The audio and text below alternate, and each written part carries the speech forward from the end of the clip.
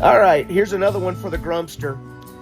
So you want to know what our worst gig ever was, and I know you were asking that in the context of equipment breakdowns and failures, or just not good equipment being there in the first place in the venue. Well, I don't handle the equipment. I don't know anything about that equipment. All I do is play the guitar and sing. In this case, I was just playing the guitar, and that was all fine. But this was in a little dive bar in Martinsburg. You may remember this because this was back around the time that we first met. And Stan Sikorsky, as your friend, you know him, was actually at this gig watching. All right, so here's what made it my worst gig ever. We're playing, it's all country and 50s and 60s rock, of course, because we're in there. Everybody in the place has got some sort of a rebel flag on their attire somewhere, every guy anyway. And a lot of them were wearing those little gray Civil War kepis, you know, that come down like this, but then they have the straight out bill. Yeah, because I know they were all in the Civil War, and they were all from the South.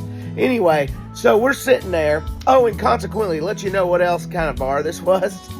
The place isn't there anymore, but not because they went out of business, because somebody drove through the front of it with a pickup truck when they found out that their wife or girlfriend was in there cheating on them. So I call it a chicken wire establishment, because when you play in there, you really need to be behind chicken wire. Anyway, a lot of the guys from the old scene were there. I know the Grumpster's friend Stan was there to watch the gig. I believe the drummer was a guy named Jasper that the Grumpster and I both know. The bass player was this guy who had a greased up pompadour, you know, like the Elvis, but more of the country. I don't know how to describe it, but he sounded just like Waylon Jennings. At least that's what the guys running the gig thought. But let me tell you, he didn't really sound like Waylon Jennings. He did play pretty good country bass, though. And then there was me, way in my younger years. Like I said, this was in the early to mid 90s. And the guys that were running the gig, I don't even remember their names anymore, except for the lead singer and guitar player had a Mosrite guitar that he had decided to paint red, and he painted everything red. And at the time, he told me he even had the strings red until he had to change them. He like spray painted this thing, even the pickups. It still played, and it sounded okay, but oh my goodness, he painted everything red on it. He wanted it red, and he had these really thick Coke bottle glasses that he wore, you know, just real thick ones. And then there was another guy that was kind of just bouncing the whole night. He had a tambourine. He was beating it on his hip, or he would have a cowbell he was hitting.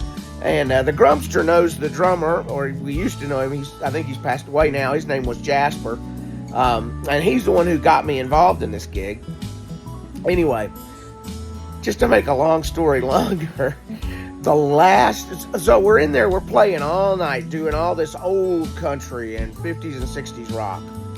And the last set of the night, which is at like 1 o'clock in the morning or something. It was one of those long overnight type gigs. It was at like 1 in the morning. The lead singer, guy with the Coke bottle glasses, little short guy, kind of chubby, disappears into the bathroom. Okay, no problem. He had to go use the bathroom, whatever. Nope, wrong.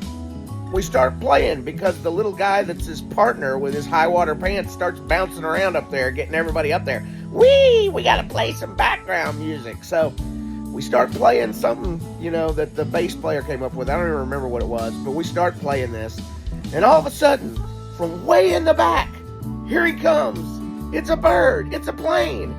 It's the worst Elvis impersonator you ever saw. The worst one. And he comes running up there, and we immediately do a medley of Elvis songs. Oh, and by the way, he's dressed like 70s Fat Elvis. So he gets in there. He's got his big collar and everything. And it's awful. And he can't sing Elvis stuff. And we're all standing there just in shock. I'm still in shock. I don't know how I played. Anyway, it was a hilarious experience. Oh, and by the way, that was the only Elvis we did that set, was that one medley for about 5 minutes. And then he went into Chuck Berry and all 50s rock and everything else. So listen, folks, this was not only my worst gig, it was also my best memory of a gig. I laugh about this. I think about those times. I wish some of those guys were still around so we could talk about it. Hey, guys, Have a great week and Happy New Year.